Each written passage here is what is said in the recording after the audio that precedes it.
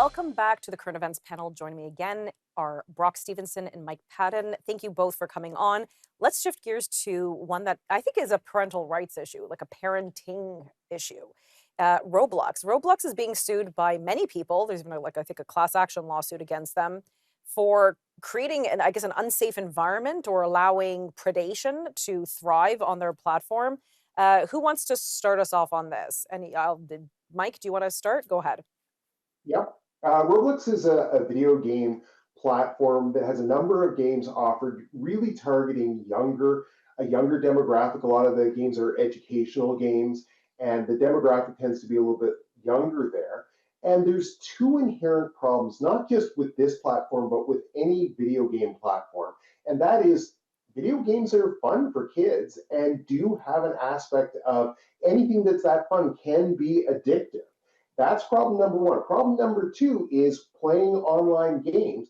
There are built-in features that allow you to talk to other gamers that you're playing with, and this can be manipulated and used by people who are targeting children as sex offenders, and that's being done as well. So, this is an inherent problem with video games, and Roblox is being sued because of these problems.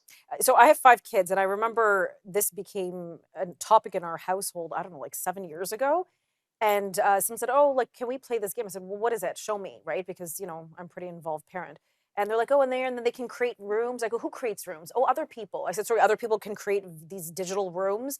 And all of a sudden, this like horrific character walked through. I think it was like a pig or something. I said, "This is like demonic. Get off there. Nobody's ever allowed on there." And that's the end of that.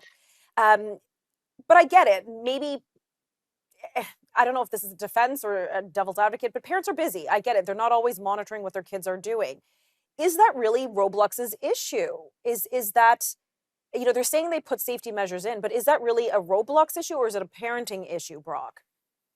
It's both. The problem is these platforms are trying to avoid legal responsibility, whether it's from their platform being addictive, like on social media, or from a game like this, or whether it's child luring, which is, I'd say, far, far worse than it being addictive. Like, you could probably have gotten addicted back in the 1990s to solitaire on Microsoft Windows, but there's probably no child luring when you're playing on your own computer.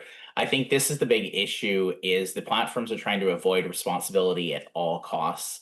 And parents are busy. You see all sorts of parents throwing preschool age children in front of tablets to keep them occupied while the parents do anything, make dinner, drive their vehicle, whatever else is not reserved for special occasions, where it's absolutely necessary to make a child sit still.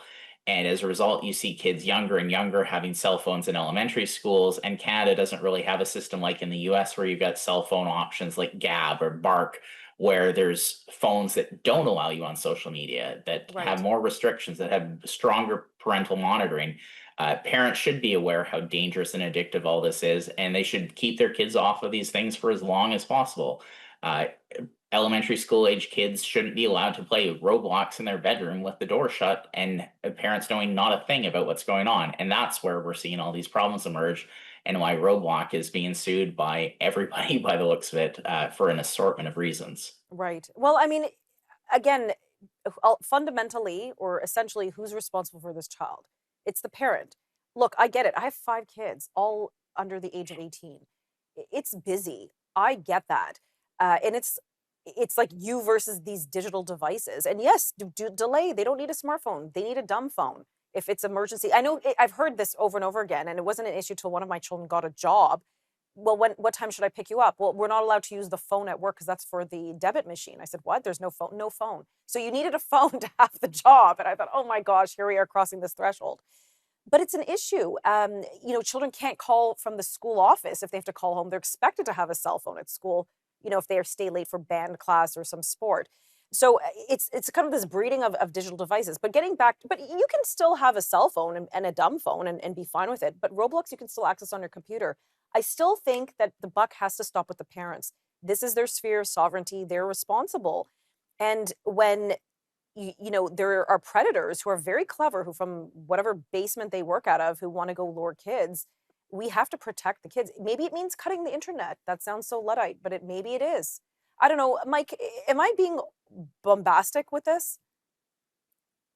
No, this is a real concern. And the problem is the number of parents who are just oblivious to the threats. And they just see this as a way to satisfy their children, keep them happy and out from underfoot. Here, go ahead, go play video games, stop bothering me. And they don't understand the inherent risks. So, Right. yes, this is a parental responsibility, but games manufacturers have to figure out a way to deal with this inherent problem to give parents a better choice than just saying 100% yes or 100% no. Yeah, maybe just end all live chats and custom rooms or something. I don't know. Anyhow, thank you both for being here. I really appreciate your time. Have a good day.